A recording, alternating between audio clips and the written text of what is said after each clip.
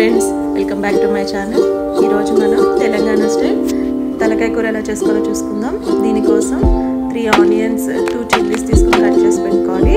అలాగే ఒక గోట్ హెడ్ని తీసుకుని పీసెస్గా ఇలా పెద్ద పీసెస్గా చేయించుకుని వాష్ చేసి పెట్టుకోవాలి.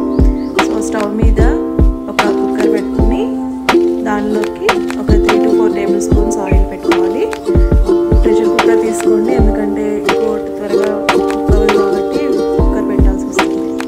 సో ఆయిల్ హీట్ అయిన తర్వాత దానిలోకి మనం ముందుగా కట్ చేసి పెట్టుకున్న ఆనియన్స్ని, చిల్లీస్ని యాడ్ చేసుకోవాలి.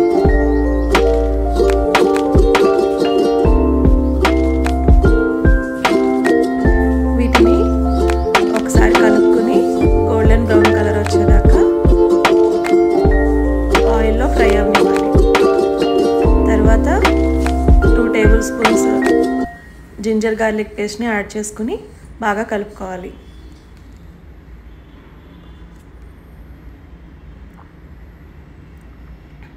అల్లం వెల్లుల్లి పేస్ట్ పచ్చివాసన పోయేదాకా ఫ్రై చేసి తర్వాత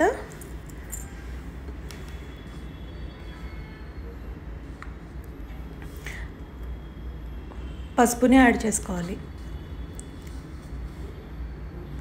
పసుపు కూడా ఆనియన్స్కి బాగా కలిసేలాగా కలుపుకొని కర్రీ లీవ్స్ని యాడ్ చేసుకోవాలి.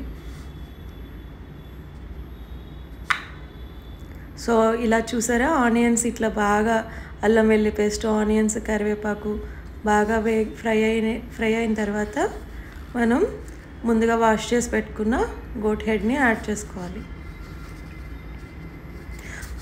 క్వాంటిటీ కొంచెం ఎక్కువ వస్తుందండి. సో మొత్తం ఒకసారి వేసుకుంటే మనకి కలపడానికి ఇబ్బంది అవుతుంది కాబట్టి కొంచెం వేసుకుని ఒకసారి కలుపుకుని తర్వాత మిగిలినది కూడా యాడ్ చేసుకోవాలి.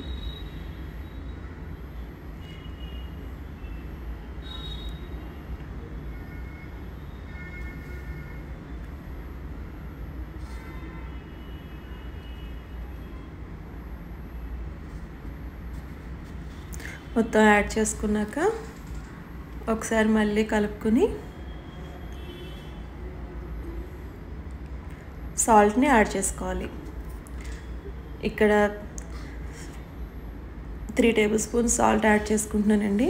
మీరు ఒకసారి వేసుకున్నాక టేస్ట్ చూసుకుని కావాలంటే ఇంకా యాడ్ చేసుకోండి.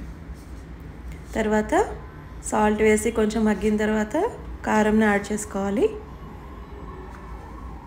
నేను ఇక్కడ 3 టేబుల్ స్పూన్స్ కారం యాడ్ చేసుకుంటున్నాను. కారం వేసుకున్నాక పచ్చివాసన పోయేదాకా మంచిగా కలుపుకొని ఆయిల్లో కాసేపు మగ్గనివ్వాలి.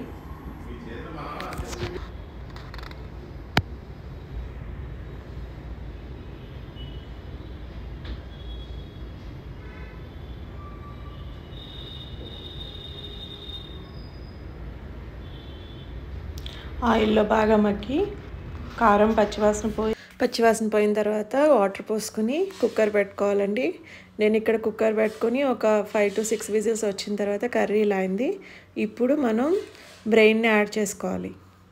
యాడ్ చేసుకుని ఒక 5 minutes తర్వాత స్టవ్ ఆఫ్ చేసుకుంటే సరిపోతుంది. చూసారా, తలకాయ కూర ఎంత ఈజీగా చేసుకోవచ్చో. మీరు కూడా మీ ఇంట్లో ట్రై చేసి ఎలా వచ్చిందో కింద కామెంట్ పెట్టండి. మీకు ఈ వీడియో నచ్చితే సబ్స్క్రైబ్ చేసుకోండి, మీ వాళ్ళకు కూడా చెప్పండి. Thank you.